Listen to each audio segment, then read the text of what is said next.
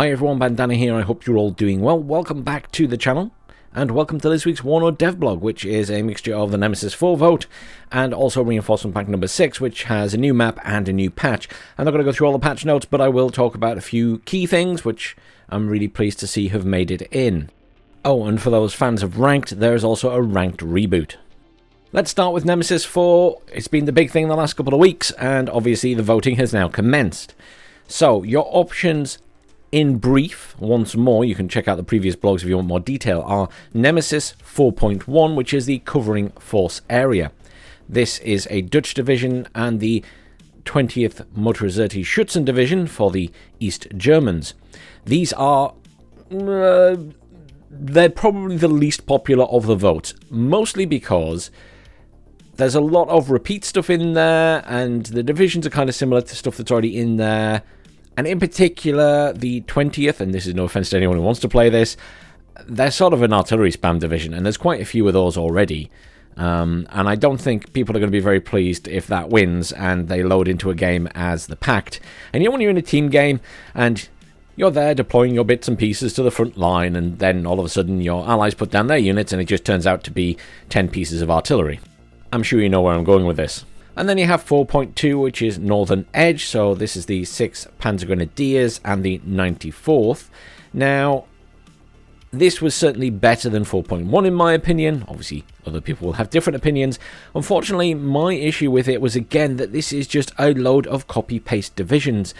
I'd like Eugen to be giving us something new units, preferably a lot of new units, new models, not just new skins or rehashes of a unit that's already in the game that doesn't need any adjustment. Which, is great for Eugen because it means they don't have to put in as much time and effort, but then you're paying the same amount for these divisions but not getting as much. So I always liked there to be more, which I'm sure Eugen hate me for, but that's, I'm all about value for the consumer.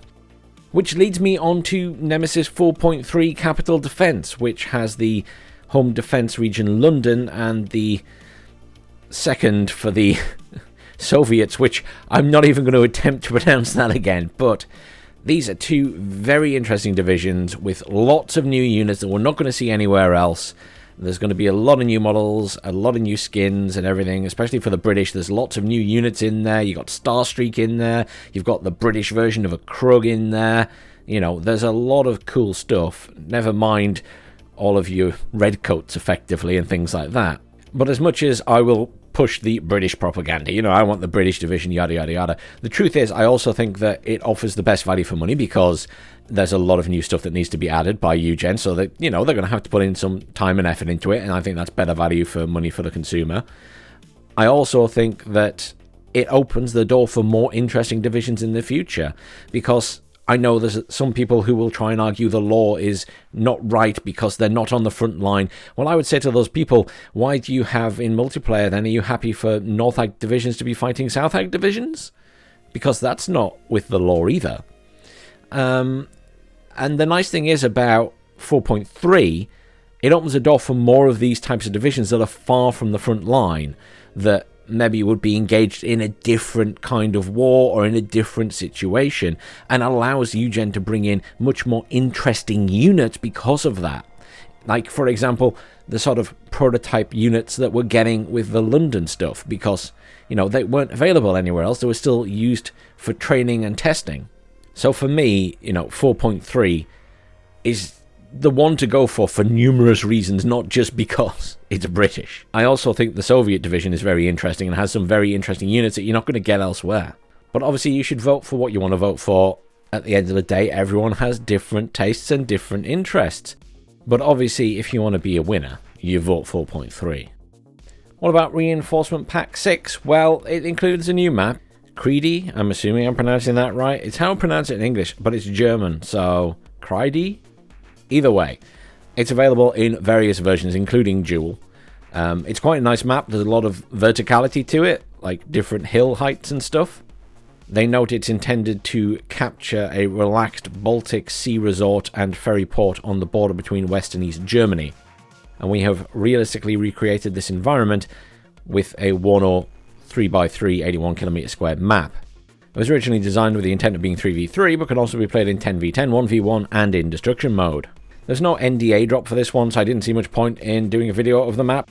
So, because you can just go and have a look at it yourself now, because it's already out. I will just say it's a nice map. It's got a lot of varied terrain because of the height, and it's got some city stuff on there, and it's got plenty of forests and things. It's quite fun. Give it a go. They also added a new music track to the game called Space Train. They don't talk about the patch much here, but I'll go over a few key things that I thought were really important in this patch, which I'm glad we got in. So, there's been some changes to optics, which have been a long time coming. It's like been the #1 thing on my list since the start of early access, and finally there's been a change, or a big enough change to notice at least. So now your good and upwards, so your recon in terms of the quality of the optics, will now see better than they did before. And there's been some changes to how visibility and units revealing themselves works, so you won't be in a situation where an ATGM launcher can sit in a building and forever launch missiles at your tanks without being spotted. And when we tested this, I did feel like it genuinely made a big difference to my visibility when I was playing against other people. So I'm really pleased that they've done that finally, because that was a big thing, probably the biggest thing in this patch.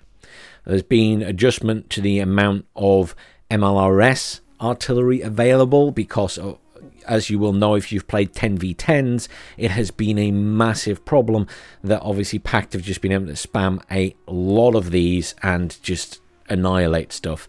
So that's been changed to curtail that, because yes, at the end of the day, the majority of players in multiplayer are playing big team games and 10v10s. So that has to be taken into consideration, as much as I'm sure some 1v1 players will be upset. You know, they're less than 1% of the population of the game, so it just doesn't make sense to only cater for them. You have to cater for the bigger proportion as well, and make sure they have a reasonable time. Even if you can't truly balance 10v10, you don't want it to be ridiculous. Obviously lots of other pricing adjustments, etc, etc, but I think those were like the two big things to mention from my point of view. There will be other people who've put up full patch logs and everything else. I won't go into that.